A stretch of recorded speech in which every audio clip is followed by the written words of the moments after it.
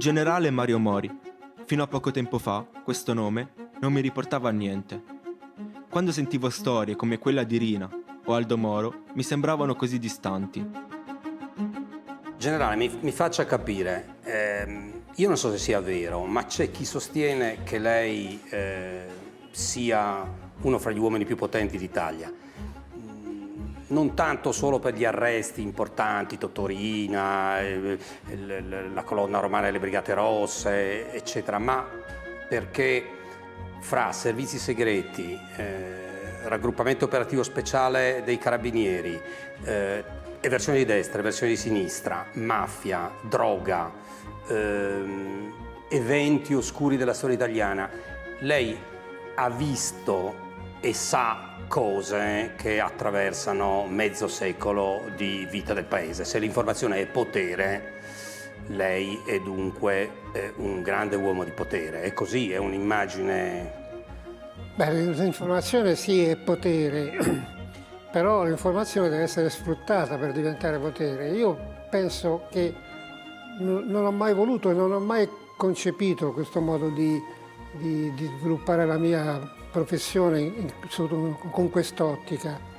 Non mi considero un uomo di potere. Un uomo di potere è quello che sviluppa una serie di attività finalizzandole alla conquista del potere. Io non ho mai mirato a questo, ho cercato di fare sempre il mio dovere istituzionale, non perché magari non avessi ambizioni, ma forse non avevo orizzonti sufficienti per diventare un potente. Quando sei giovane osservi tutto, ma allo stesso tempo tutto ti scivola addosso. Cerchi di capire cosa sia giusto e cosa sia sbagliato, spesso però senza riuscire a capirne la differenza.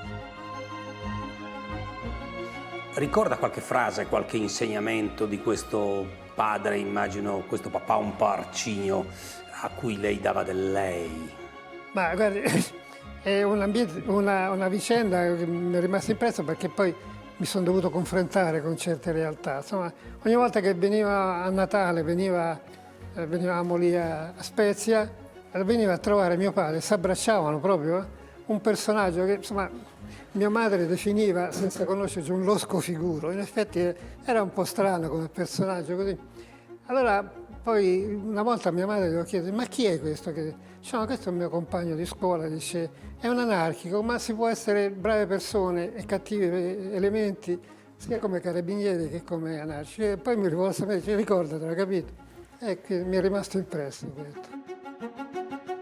Suo padre poi la seguì più avanti, era vivo quando lei incominciò la carriera? Mi ricordo questa frase qua perché poi era sintomatica, poi ne dovetti far tesoro. Quando assunsi il comando dal primo comando di tenenza, mi disse: adesso da questo momento sei solo e devi fare il tuo lavoro da solo, non ti aiuta nessuno se non te stesso. Quindi stai attento a quello che firmi, perché per mettere una firma sotto un documento o devi conoscere, sai che è così, o devi aver capito quello che c'è scritto, se no non firmare.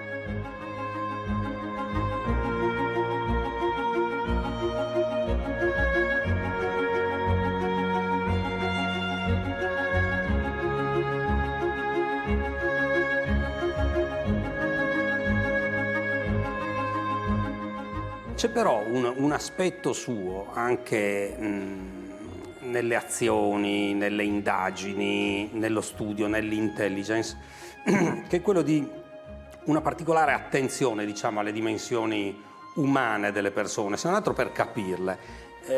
Un particolare mi ha colpito, quando lei irrompe in un casolare in Sicilia e trova e arresta un mafioso, non so se un grande o piccolo mafioso, di fatto un pastore, che la guarda male e le dice: cosa vuoi da me piemontese? Solo perché ha la divisa dei carabinieri. Lei dice: quell'episodio mi fece capire molto, mi aiutò a capire molto, quel piccolo episodio umano. In che senso? Mi ricordo che sul momento non gli diedi peso, poi l'indomani, rientrando a Palermo in macchina, ho ripensato a quella frase e a quella situazione. E dentro di me ho detto: vedi, questo è fondamentale, cioè se non capisci che per qualcuno qua, in questa regione, sei uno dei tanti che è arrivato ma che passerà, come sono stati i cartaginesi, i romani, gli spagnoli, i francesi, allora se non hai questo approccio non viene a capo della realtà. Io in quel momento era all'inizio della mia vicenda palermitana, cercavo di capire come si poteva combattere la mafia. Quello fu uno degli spunti che mi fece capire e collocare le cose nei giusti termini. Giovanni Falcone, senza Falcone sarebbe nato il ROS? No, probabilmente no. Falcone fu uno di quelli che insieme a Cossiga spinsero l'Arma, in particolare il generale Viesti, che allora comandava l'Arma, a formare questa struttura che concettualmente è un pochettino in discordanza con la linea fondamentale dell'Arma, che è soprattutto territoriale, cioè occupazione del territorio e controllo del territorio, con delle competenze rigide e delle giurisdizioni ben definite. Creare una struttura che invece aveva una competenza generale e quindi la capacità di muoversi in tutta Italia e anche oltre era qualcosa di anomalo dell'Arma e inizialmente abbiamo trovato qualche difficoltà.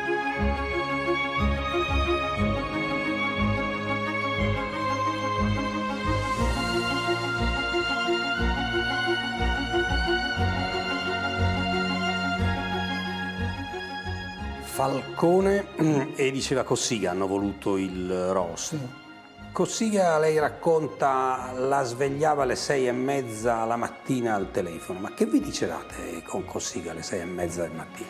E anche lei così mattiniero come Cossiga? No, io non ero, ma io subivo la telefonata del presidente Cossiga, il quale ero uno delle vittime, perché non ero l'unico, c'erano parecchie vittime. Parecchie centinaia forse. Sì. E ogni tanto mi sorprendeva con delle considerazioni, delle citazioni, delle notizie che io in quel momento non avevo, peraltro stavo dormendo, insomma. E ogni tanto mi faceva qualche era buffo. Capito, lei non sa nulla, arrivederci. E finiva la discussione.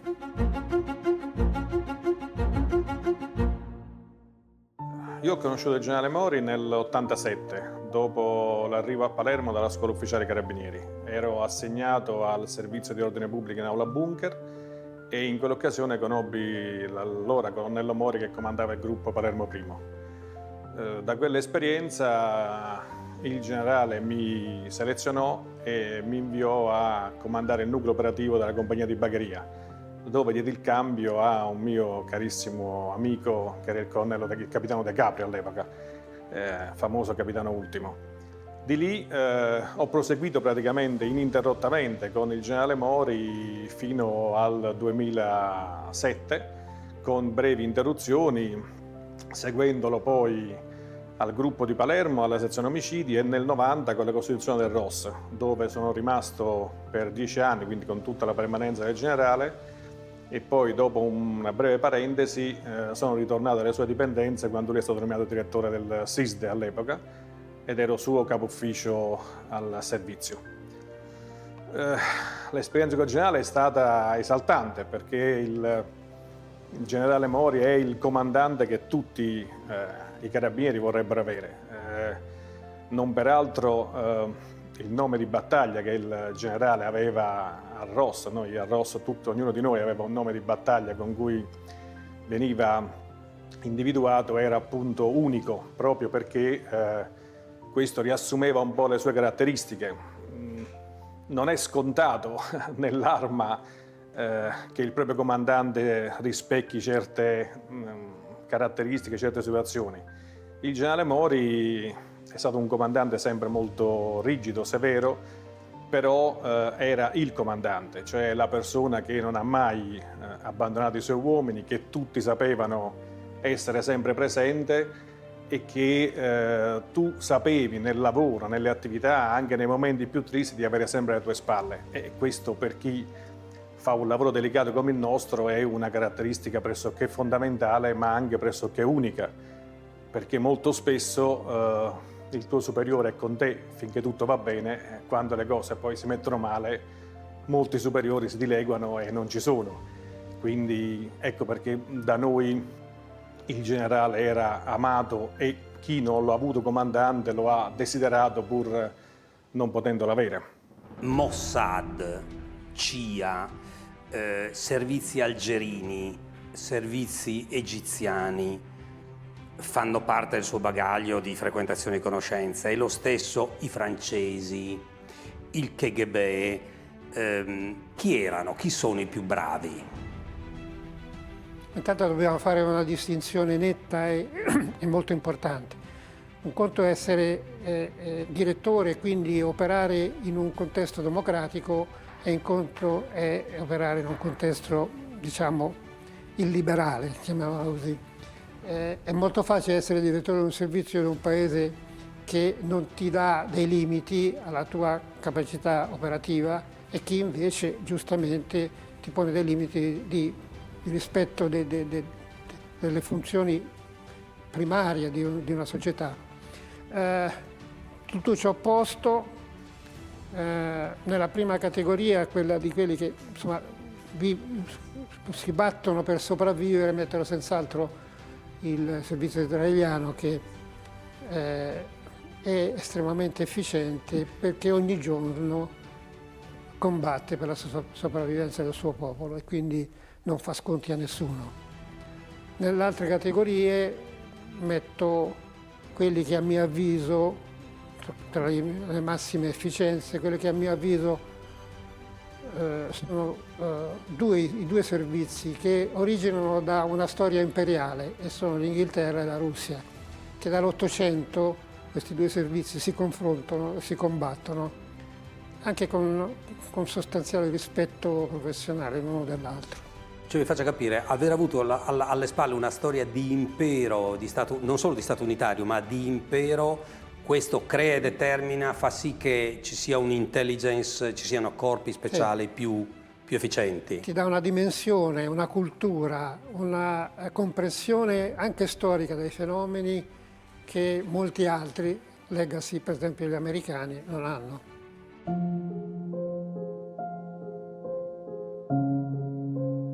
Quando ho 18 anni sento parlare di un uomo come il generale Mario Mori, provo rispetto e ammirazione.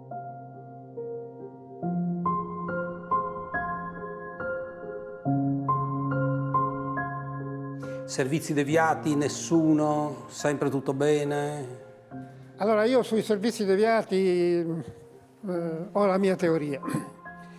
Io considero l'istituzione servizio come una delle tante istituzioni su cui si regge uno Stato, quindi la polizia, la magistratura, da noi i carabinieri, e poi i vigili del fuoco, tanto per dire, e tanti altri. E quindi i servizi sono un'altra istituzione dello Stato.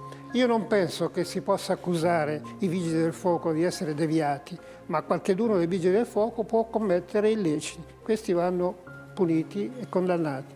Nei servizi ci sono state delle persone, più di una persona, che ha deviato dalla retta via, come si dice, questo deve essere condannato. Ma che i servizi siano deviati è una bella scusa per ammantare di segreto una propria teoria che più delle volte non sta in piedi.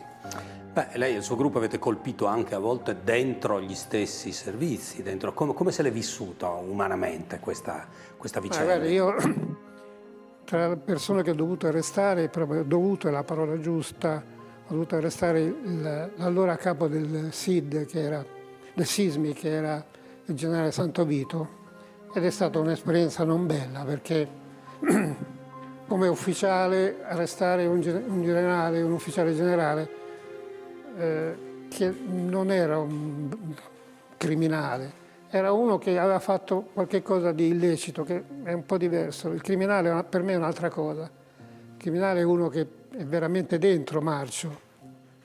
Santovito aveva fatto qualche illecito e per me è stato pesante quella sera andare a arrestare Santovito. Ho conosciuto Mario Mori, il capitano Mario Mori, alla fine del 1980. Egli venne a trovarmi insieme ad altri ufficiali dei Carabinieri nella sede, il cosiddetto bunker di Piazza Adriana, dove io e altri colleghi avevamo costituito la nostra base per le indagini sul terrorismo di destra.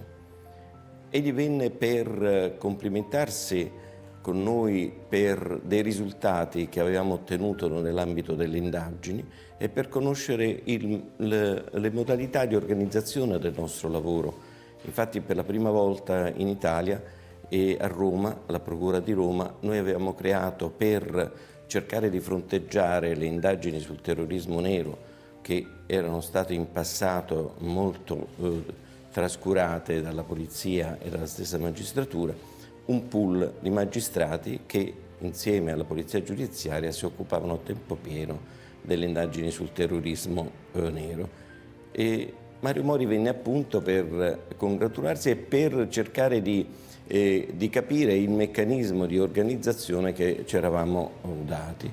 E con lui riuscimmo a instaurare un rapporto fatto appunto di valutazioni circa le indagini che si protrasse per alcuni mesi anche successivamente all'inizio del 1981. Mario Mori infatti era un grande investigatore e sotto questa veste sicuramente ci diede delle indicazioni di cui facemmo all'epoca tesoro. Poi non ho avuto più modo sul piano professionale di incontrare Mori, ma l'ho seguito nelle indagini. Egli all'epoca stava facendo le indagini insieme al generale della Chiesa sulle Brigate Rosse, sul dopo Moro, indagini che la Procura di Roma seguiva con attenzione e che io stesso sul piano personale seguivo perché mi trovavo a Roma quando fu rapito e fu ucciso Moro e fui coinvolto insieme ad altri colleghi della Procura in piccole indagini che confusamente in quel periodo la Procura di Roma cercava di fare per cercare di scoprire le responsabilità e gli autori di quei gesti.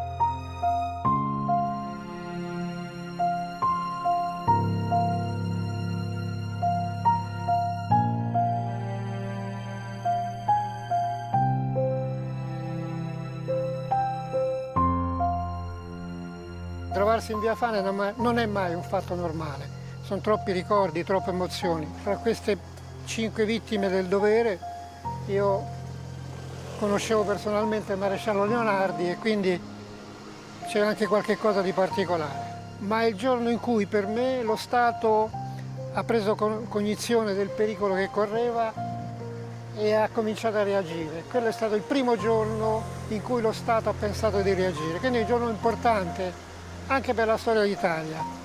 E questi uomini quindi devono essere ricordati anche per quel sacrificio che hanno fatto.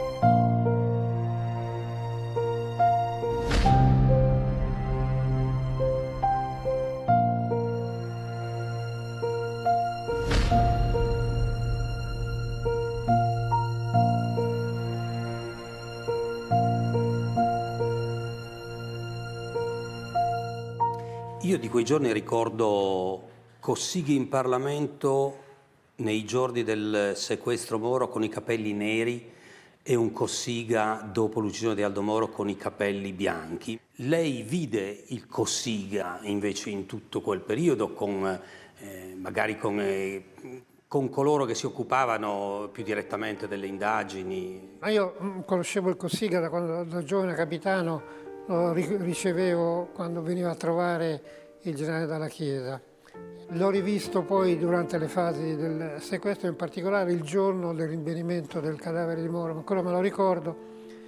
era vestito di grigio, arrivò lui insieme al senatore Pecchioli, e mentre Pecchioli mantenne un atteggiamento freddo e in pratica gestì lui la vicenda connessa all'apertura della porta della R4 e poi al successivo. Cioè fu Pecchioli ministro dell'interno del PC, chiamiamolo così per capirci, a gestire operativamente l'apertura dell'R4. Io mi ricordo che era proprio lì insieme a Cossiga. Poi Cossiga, quando capì che quel cadavere era Aldo Moro, mi ricordo si allontanò, fece qualche passo, andò a finire sulle scaline di Palazzo Antici e si appoggiò al muro e cominciò a piangere. Invece Pecchioli rimase freddo e assunse la direzione delle operazioni, diciamo così, da uomo delle istituzioni, come ritengo e ritenevo che fosse.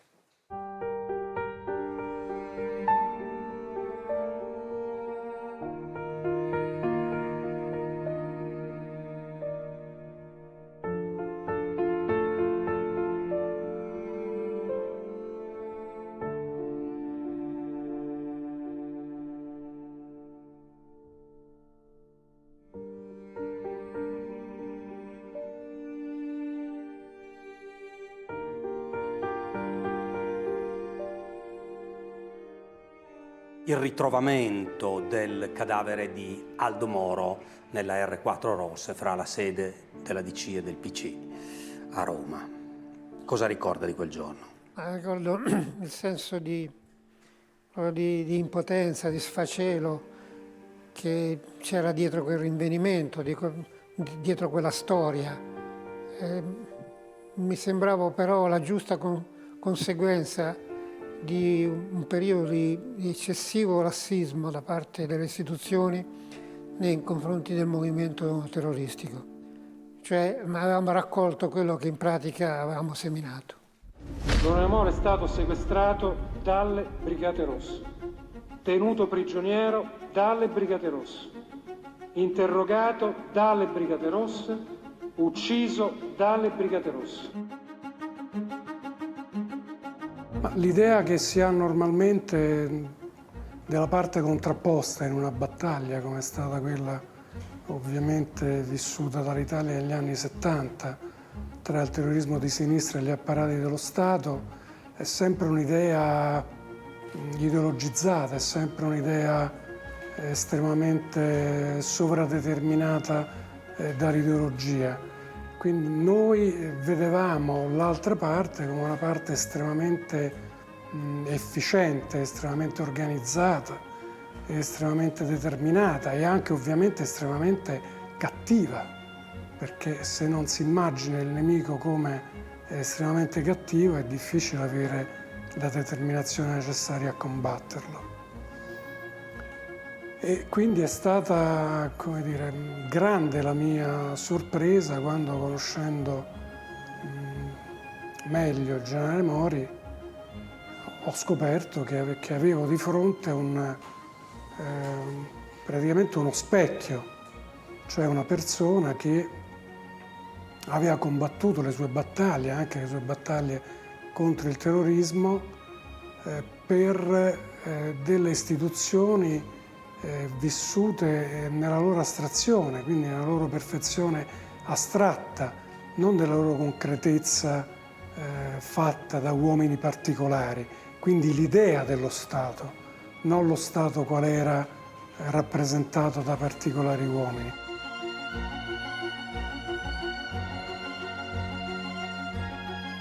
Le 4 persone che hanno aperto il fuoco erano Dal Basso, io, Fiore, Gallinari e Bonisoli.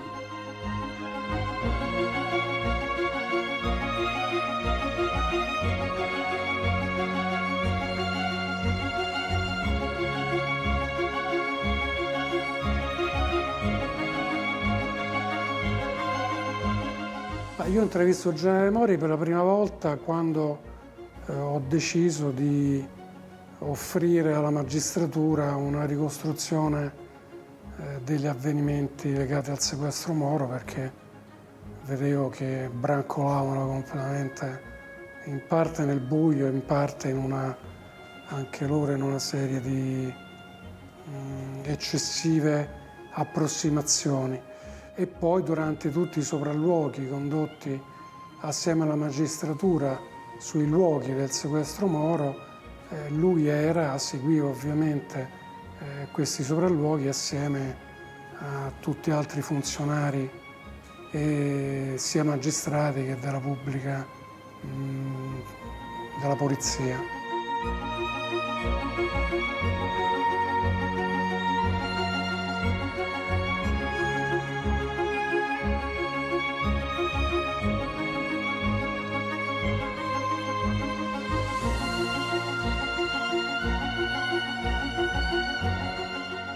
Secondo lei si poteva e si doveva fare di più o no? O si è fatto tutto il possibile? Allora io ritengo che come istituzione dello Stato che contribuivano alla sicurezza di più non si poteva fare, perché in quel momento veramente la struttura di contrasto a queste forme di criminalità evoluta, come indubbiamente era il fenomeno terroristico, noi non eravamo in grado di fronteggiarle e di combatterle. Fu quello proprio il momento di discrimine. Da quel momento lì si invertì la tendenza, cambiò proprio a 180 gradi l'impostazione operativa dell'attività investigativa e quindi delle forze di polizia. Cominciammo a diventare una polizia di buon livello dopo il caso Moro. Dove ha visto la violenza peggiore, la ferocia peggiore, l'aspetto più orribile nella dimensione mafiosa, nell'eversione in quale, nella criminalità organizzata di altro genere? Ma direi che la criminalità organizzata di tipo mafioso è l'espressione che io ho conosciuto, la più violenta, veramente è anche la più pericolosa proprio. È frutto della mafia, per combatterla, mi rifaccio prima al discorso di quello che mi chiamava piemontese. La mafia, per combatterla bisogna conoscere la storia. E la mafia è un aspetto della cultura di quei popoli di secoli fa, che si è tramandata nel tempo fino ad oggi, ma che deve essere affrontata con rispetto che si deve a una cultura, e sia pure essa deviata, criminale, ma che affonda le radici nella società di cui è emanazione. E poi però questa società era una società estremamente violenta. E quindi questo era, direi che senz'altro la più violenta di tutte. Riina Salvatore è stato catturato dai carabinieri questa mattina a Palermo.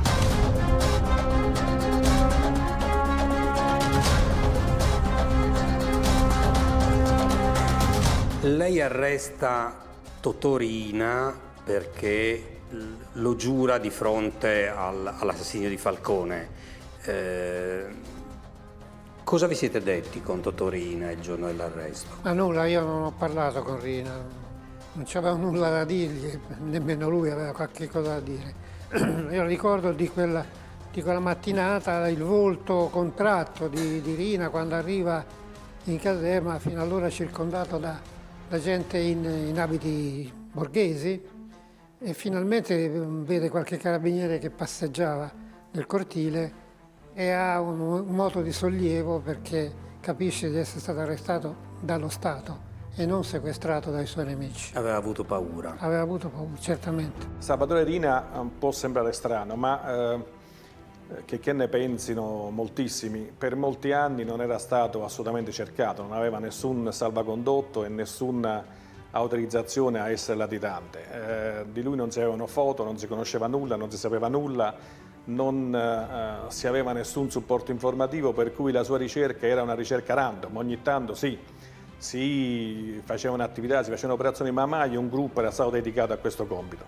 Il generale affidò questo compito al capitano ultimo, capitano De Caprio, che con la sua squadra scese a Palermo, mentre io con un'altra attività facevo attività informativa su altri versanti, e grazie alle indicazioni informative di un nostro sottufficiale, il maresciallo Lombardo, che era uno dei migliori in assoluto sul territorio, individuammo nella famiglia Ganci la famiglia che molto probabilmente deteneva, custodiva la latitanza di Riina. In quel frangente, a inizi di gennaio 93, in Piemonte una pattuglia di carabinieri ferma un mafioso palermitano, Balduccio Di Maggio, perché fu trovato in possesso di un'arma, il quale appena arrestato chiese di conferire con i comandanti del luogo e offrì rapidamente la sua collaborazione per la cattura di Salvatore Riina, di cui lui era stato autista per lungo periodo. Si decise di fare un servizio di osservazione a Via Bernini, mettendo nel furgone insieme a un nostro militare Balduccio Di Maggio.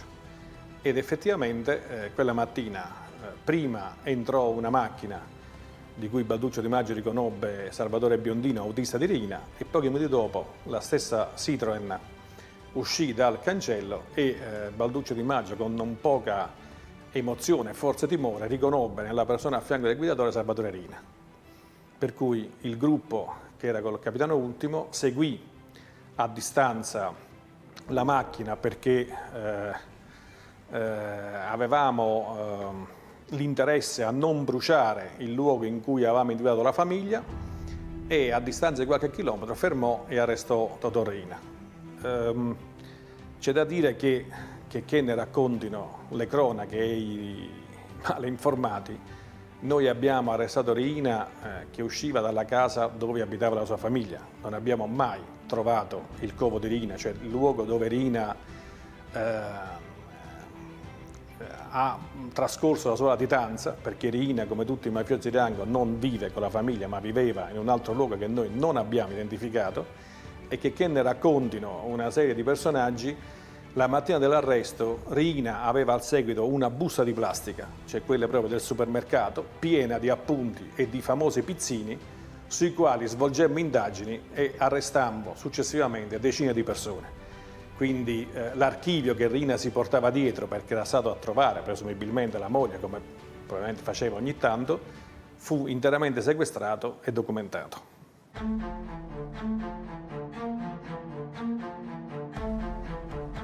Cerchiamo in continuazione un punto di riferimento, una persona che davvero possa essere fonte di ispirazione per le nostre vite, un appiglio in questa grande confusione.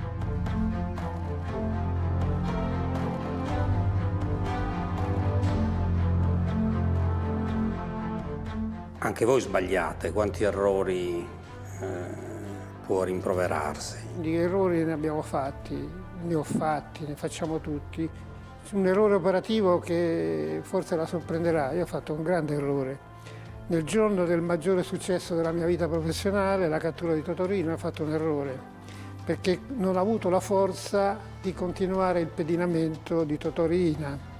Vede, secondo la dottrina che noi del gruppo della Chiesa avevamo elaborato, quando hai trovato il latitante, hai trovato la gallina dalle uova d'oro. La devi seguire sempre e comunque.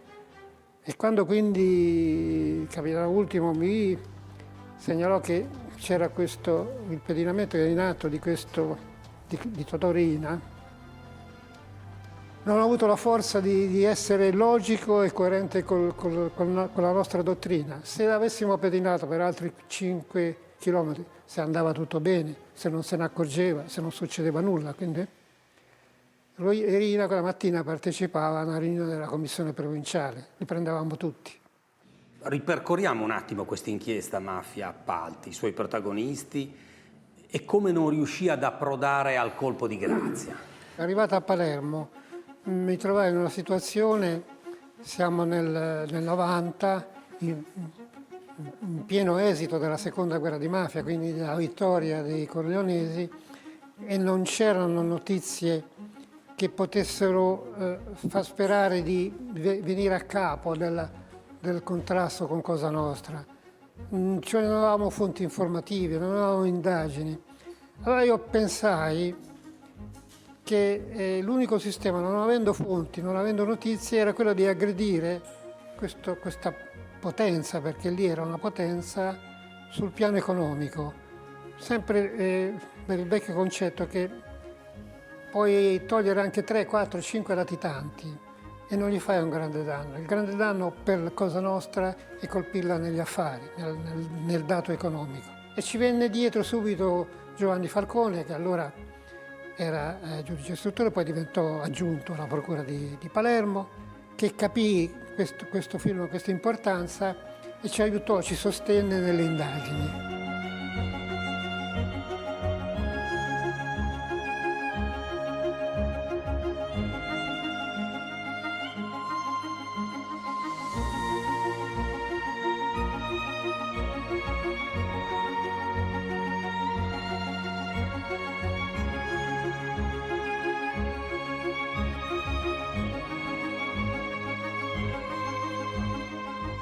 E lui mi disse, guarda, buttalo giù adesso, depositalo, perché questo vi darà tanti dei guai. Almeno è chiaro che l'ho ricevuto io, quindi questo è un dato certo.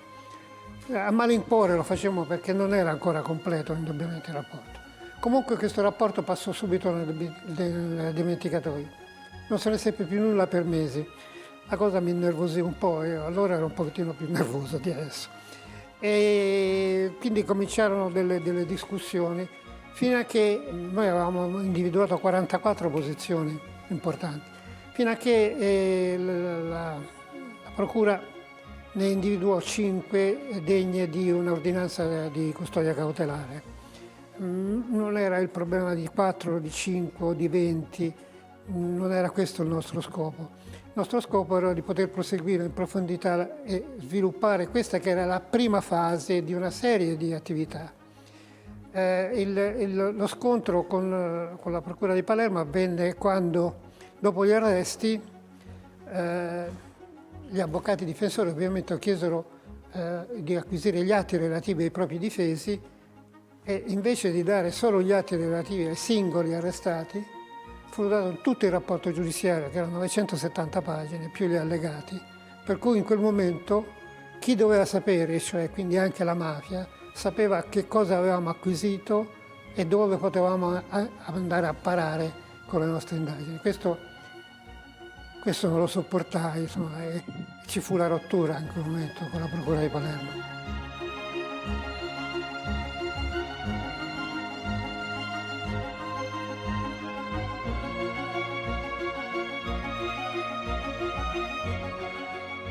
Nell'88 io venni trasferito al nucleo operativo di Palermo al comando della seconda sezione omicidi e il colonnello Mori all'epoca mi delegò a intrattenere i rapporti col dottor Falcone, che era prima giudice istruttore, poi diventò procuratore aggiunto alla Procura di Palermo.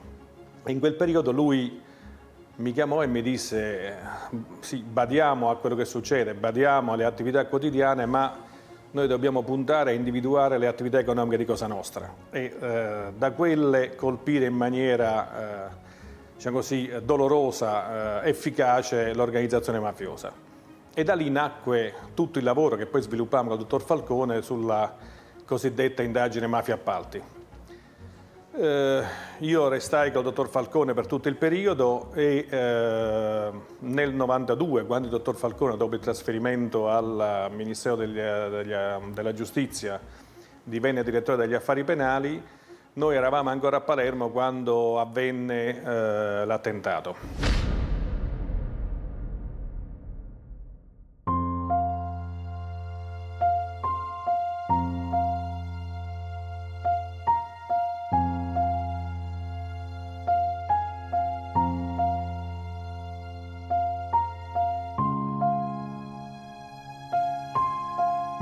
È una situazione di grossa instabilità e parecchio pericolosa e per chi si impegna, per chi ha come compito istituzionale di contrastare questi fenomeni, e all'interno stesso delle organizzazioni, perché c'è qualcosa, soprattutto in questi ultimi tempi, che non mi convince affatto e abbiamo tanti segnali che ci fanno temere che possano accadere delle cose spiacevoli nel prossimo futuro.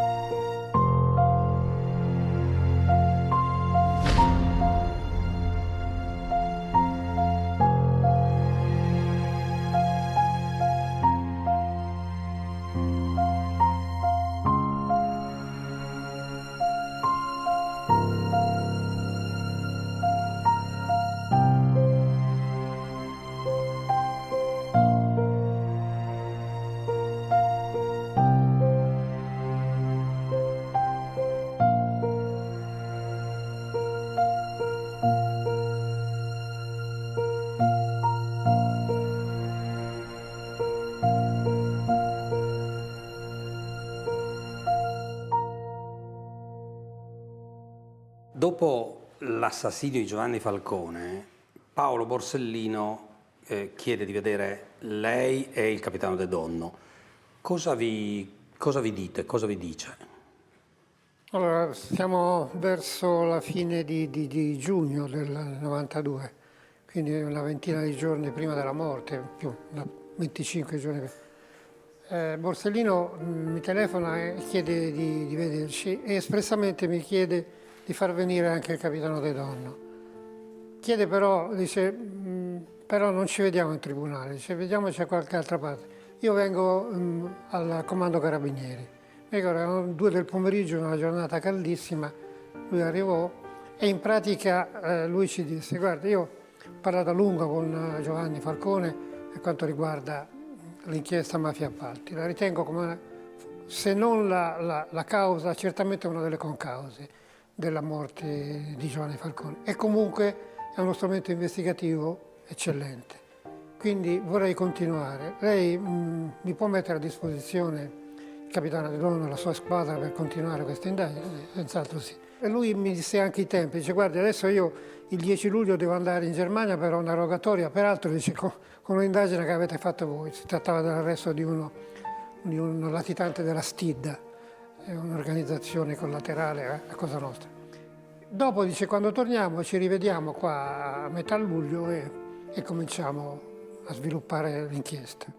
E quella fu praticamente l'ultima volta che avevamo un colloquio, ma lui dava molta importanza alla mafia appalti, ne aveva capito l'essenza, cioè a prescindere se fosse o meno la causa della morte di Falcone, era certamente per lui l'indagine più penetrante per attaccare Cosa Nostra.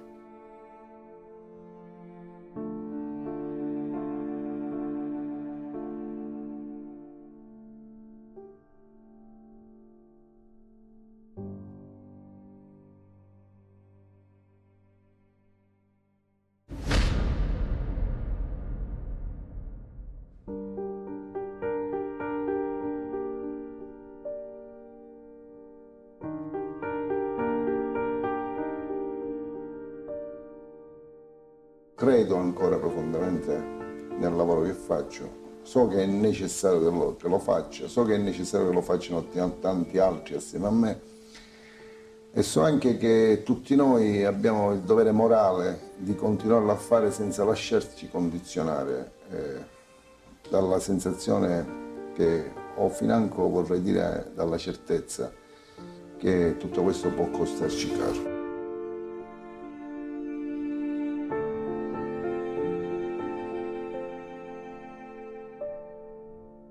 Il metodo Palermo, voi applicate un metodo di indagine, di inchiesta a Palermo nuovo, innovativo, che vi porta ad arrivare davvero vicino al cuore del problema.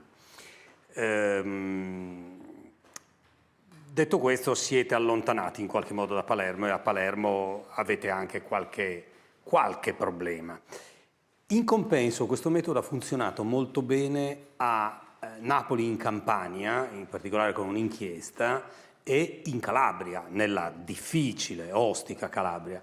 Perché in quelle regioni è stato più applicabile, più possibile? Io penso che è proprio un diverso approccio delle 3 procure, che ogni procura ha il suo stile, la sua impostazione. E quindi era diverso l'approccio di Napoli e quello di Reggio rispetto a quello di Palermo. E poi era anche un problema di rapporti interpersonali. Purtroppo le inchieste dovrebbero prescindere dalle singole personalità dei vari protagonisti delle inchieste, ma non è così, perché ognuno si porta sempre dietro la sua caratterialità. E quindi c'era un buon rapporto, si creò con Napoli, con Reggio, e non altrettanto era avvenuto invece con Palermo. Quella di Napoli addirittura è un caso classico, la cosiddetta operazione Avvio, che portò all'attacco a quella che era la componente camorrista degli Zagaria in particolare. Noi siamo il futuro e da uomini come Mori dobbiamo cominciare a gettare le nostre basi e i nostri valori. Dobbiamo imparare ad armarci di ideali e di sogni da perseguire. Tutto il resto risulta superficiale. Ho conosciuto il generale Mori, allora colonnello, nel 1993. L'avevo visto già in precedenza in qualche occasione, ma il rapporto professionale è realmente iniziato nel 1993, quando io ero coordinatore della direzione distrettuale antimafia di Napoli, con il procuratore della Repubblica era Cordova, che mi aveva delegato la direzione della sezione distrettuale. E il colonnello Mori venne a Napoli per comunicarci che aveva intenzione di costituire, visto il lavoro straordinario che stavamo facendo in quel periodo, c'era la collaborazione di Pasquale Galasso, si era aperto un fronte enorme sulla nuova famiglia, all'epoca egemone nella camorra napoletana. Cominciò una fase di proposta investigativa da parte del ROS. In questo momento il ROS, c'era anche la struttura naturalmente territoriale del ROS, che era straordinariamente impegnata nella cattura latitanti e in indagini. Questo pezzo, quando io parlo però di questa fase del ROS, mi riferisco all'asse Mori-De Donno. Ci venne a proporre una cosa che sul momento ci sembrò un pochino strampalata. L'idea era quella di proporci di infiltrare un agente all'interno dell'ambiente camorristico. Lui aveva già pronto questa risorsa, e era il colonnello Paticchio, sempre del raggruppamento operativo speciale, che avrebbe dovuto rappresentare una indefinita comunità di imprese concessionarie della costruzione del percorso dell'alta velocità per patteggiare con il territorio, quindi sostanzialmente con i casalesi, quali erano le condizioni per consentire di proseguire l'attività. Fu un'operazione, credo che non sia mai stata fatta prima e non sia mai stata fatta dopo. Si parla da tempo della necessità che in particolare nei reati contro la pubblica amministrazione sia prevista una figura come quella che mettemmo in campo su iniziativa del generale Mori, che però stenta a farsi largo. Credo che averlo conosciuto ha significato un forte arricchimento professionale, e spero che il rapporto con Napoli sia stato per lui un momento importante della sua carriera professionale. Forse pochi lo crederebbero o nessuno, ma lei ha mantenuto tantissimi rapporti con persone che, soprattutto del mondo del terrorismo, che lei ha arrestato. Sì, sia di estrema destra o di estrema sinistra, perché rispetto alla criminalità organizzata, noi dove ci confrontavamo con dei criminali, io non ho mai considerato il terrorista un criminale. Era una persona che sbagliava pesantemente, ma quasi sempre pagava di persona e quindi a priori meritava rispetto. E taluni lo meritavano anche dopo, quando è finito tutto, perché erano persone di qualità spesso superiore alla media. E lei aggiunge quasi un elemento di rabbia, cioè se si fossero applicati ad altro avrebbero potuto fare del grande bene per tutti. Questa è la sua convinzione ancora oggi? Io sono convinto che l'Italia ha perso una fetta di generazione, quella di quegli anni lì, che avrebbe potuto dare tanto alle istituzioni italiane e che invece si è persa o nelle galere o comunque in lavori minuti, perché si era troppo compromessa per la sua passione politica.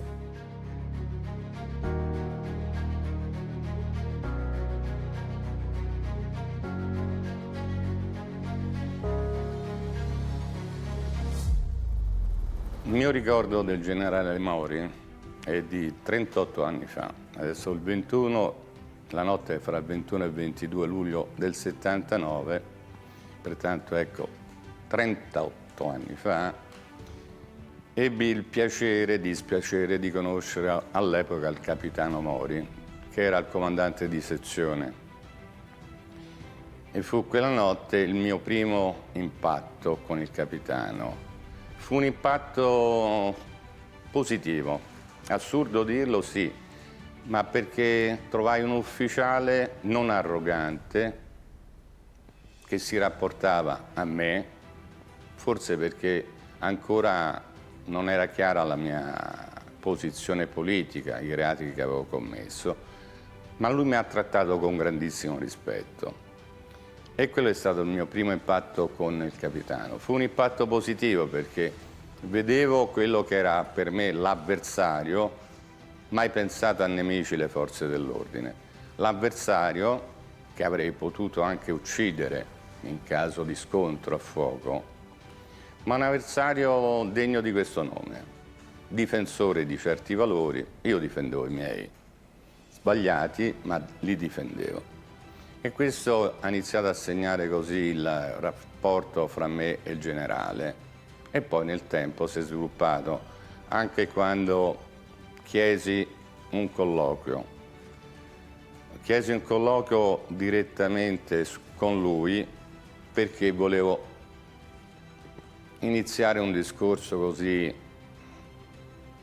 di fattiva collaborazione, non di pentimento, perché io non mi sono mai pentito delle azioni che ho posto in essere, ma mi sono ravveduto, avendo capito che lo strumento della lotta armata era lo strumento peggiore per perseguire quei nobili ideali in cui credevo e ancora credo adesso. Generale, quali sono i magistrati con i quali lei ha collaborato maggiormente nelle sue inchieste, quelli che ricorda? Ma ce ne sono tanti. No? Seguiamo un po' la penisola. L'audi a Torino, per esempio. A Milano, Spataro. A Firenze, Vigna.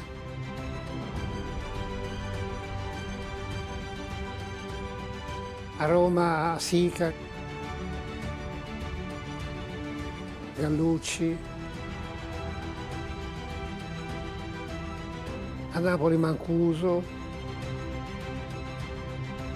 Cordova, che poi incontrai anche prima in Calabria e poi a Napoli. A Catania, Felice Lima. A Milano anche la Boccassini, chiaramente. Tutta gente che io ho conosciuto, con cui ho lavorato, mi sono sempre trovato bene.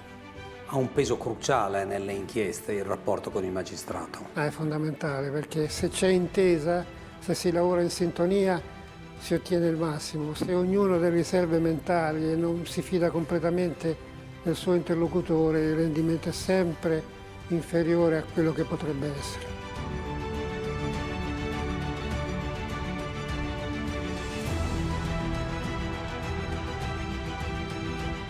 Un mafioso è uno che lucra per avere prestigio e poi goderne in tutti i settori. E chi lucra è anche capace di uccidere.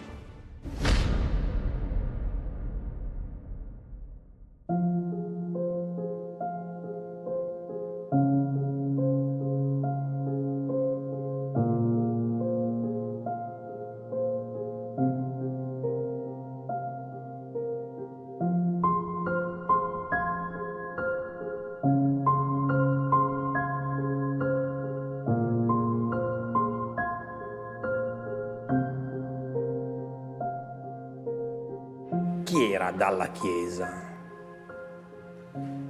Le sue caratteristiche principali? Dalla Chiesa era un uomo dell'Ottocento sotto certi aspetti, proprio nell'assetto fisico, nell'eloquio che era un pochettino démodé, diciamo così, nel modo di scrivere elegantissimo, ma anche quello un pochettino e nel tratto che era molto rigido, molto severo. Anche con noi che lo vedevamo ogni giorno, lo frequentavamo. Dov'è che era una persona veramente fuori dalla norma? Era un manager della sicurezza, avanti 30-40 anni rispetto ai suoi colleghi, e 20 anni rispetto alla media della situazione italiana e forse avanti anche rispetto a noi che eravamo giovani. Cioè aveva delle idee nuove che veramente erano aderenti a quello che stava avvenendo, non aveva riferimenti col passato in questo. Era eccezionale, a volte era sorprendente addirittura. Quest'uomo ha scritto tanti anni fa di un certo capitano, che era il capitano Mario Mori, queste parole: ufficiale molto serio, molto riflessivo, molto responsabile. Ha dato nuova conferma di un patrimonio brillante di qualità intellettuali, morali, militari e di carattere. Nel particolare delicato incarico della lotta frontale all'eversione ha attinto a piene mani alla sua esperienza e alla sua qualificata preparazione tecnico-professionale per condurre un'azione penetrante, responsabile e generosa, per offrire una collaborazione permeata di entusiasmo e di spirito di sacrificio per garantire contatto ed efficacia relazioni proficue con organi paralleli e con la stessa autorità giudiziaria. Gli esprimo la mia gratitudine. Rendimento pieno e sicuro. Si riconosce? Sì, riconosco che il generale Dalla Chiesa mi scrisse queste note caratteristiche di cui gli sono grato e che sono per me un ricordo indelebile, insomma, che nessuno può cancellare. Non ho potuto che seguirlo con dispiacere e rammarico per la sua vicenda processuale durata moltissimi anni e che si è conclusa positivamente.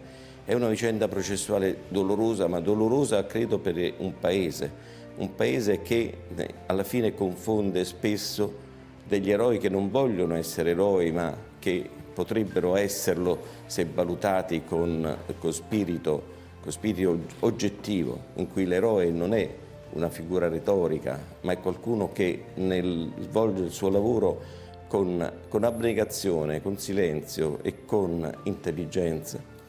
Questa vicenda, questo martirio che lui ha dovuto subire di un processo lungo ed è estenuante. Lui servitore della patria proprio per quello che aveva fatto. Nessuno può sfuggire indubbiamente alle leggi, a nessuno deve essere consentita nessun tipo di impunità, ma altro è una valutazione di un comportamento che può spettare a tutti quanti, altro invece è una sorta di attività molto pesante e svolta nei confronti di un soggetto proprio per quanto lui ha fatto nel corso della sua vita. Non perché gli errori non ci possano essere, errori da parte delle persone, da parte dei magistrati, ma perché il senso complessivo della giustizia deve illuminare il percorso del nostro Paese.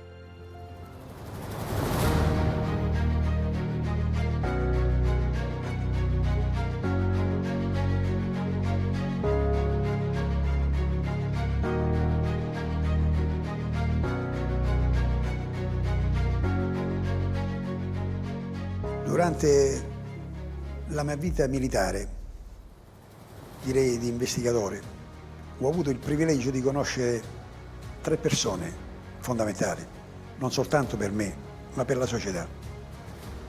Queste persone sono il colonnello Russo, ucciso dalla mafia, il generale Dalla Chiesa, ucciso dalla mafia, il generale Mori, ucciso da nessuno, ma ucciso dalla società. Tutte e 3 hanno dato a me, hanno trasmesso alla mia anima le qualità degli uomini speciali. Il colonnello Russo, grande umanità e capacità investigative di elevatissimo spessore. Il generale Dalla Chiesa, manager di altissimo livello, capace di leggere nell'animo dei suoi uomini quella che era realmente la qualità di ciascuno. Il generale Mori non è da meno di questi 2. I 2 sono stati uccisi, come ho detto, dalla mafia. Il generale Mori ha subito un grave attentato al suo onore. Le qualità del generale Mori erano quelle di soggetto superiore, un grande uomo, un grande investigatore, una persona di grande umanità.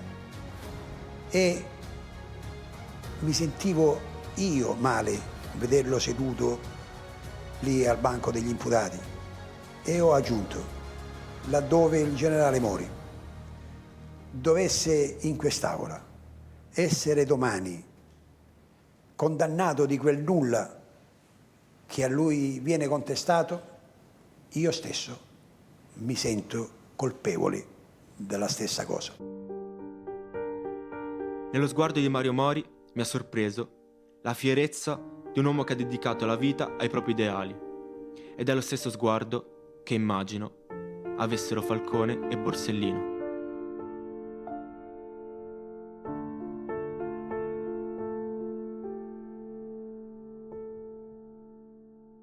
Resta una curiosità umana. Il giorno in cui le crolla il mondo intorno non può che essere così, quando dopo questa lunghissima carriera apprende di essere accusato di collusioni con la mafia, eccetera, eccetera. Come l'ha detto alla sua famiglia, come l'ha detto a sua moglie, ai suoi figli, come è stata accolta questa cosa del suo mondo più intimo, più familiare. Guarda, io arrivai a casa e non dissi nulla. Mi ricordo che, come una sera qualsiasi, ci mettemmo a tavola, c'erano i due ragazzi, c'era mia moglie. E mia moglie che aveva aspettato una buona 3/4 d'ora, un'ora, senza parlare, aspettando che io parlassi, alla fine non ne poteva più, dice, come la mettiamo questa storia qua adesso che sei stato denunciato? Ho detto, vabbè, lo sai già, sì, l'ho sentito dai telegiornali. Ho detto, tutto chiaro, adesso l'affronteremo con serenità, con equilibrio, premesso che non ho fatto nulla di illecito, quindi non abbiamo nessuna preoccupazione, dobbiamo affrontarla tranquillamente. E questo serve anche di lezione a voi, me lo ricordo di sé, ragazzi, perché non bisogna mai farsi travolgere dall'avvenimento. È un fatto grave, lo affrontiamo con serenità e ne veniamo a capo. Queste vicende non si affrontano con il cuore ma con il cervello. Poi quello che uno prova dentro è un'altra cosa, è tutto personale.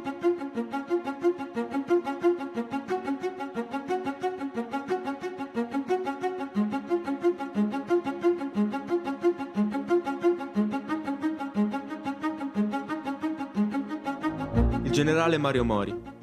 Fino a poco tempo fa questo nome non mi riportava a niente. Quando sentivo storie come quelle di Rina o Aldo Moro, mi sembravano così distanti. Quando sei giovane osservi tutto, ma allo stesso tempo tutto ti scivola addosso.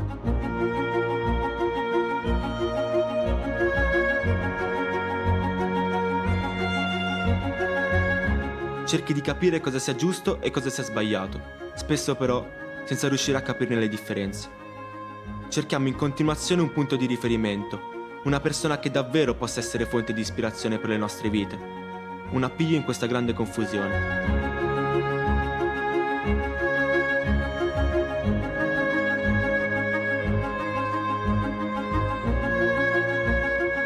Quando a 18 anni sento parlare di un uomo come il generale Mario Mori, provo rispetto e ammirazione. Il generale Mori ci ricorda che il mondo, se vogliamo, lo possiamo realmente cambiare, o almeno possiamo lottare per far sì che questo accada. Perché noi oggi dobbiamo fare la differenza. E in un immaginario dove i eroi sono super, Mario Mori ci fa capire che non servono superpoteri per farlo. Basta crederci e agire nella giusta direzione.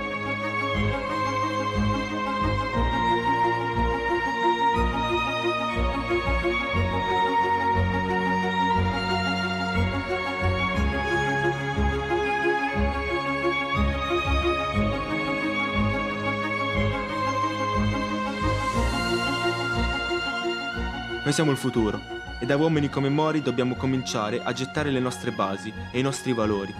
Dobbiamo imparare ad armarci di ideali e di sogni da perseguire. Tutto il resto risulta superficiale. Nello sguardo di Mario Mori mi ha sorpreso la fierezza di un uomo che ha dedicato la vita ai propri ideali. Ed è lo stesso sguardo che immagino avessero Falcone e Borsellino.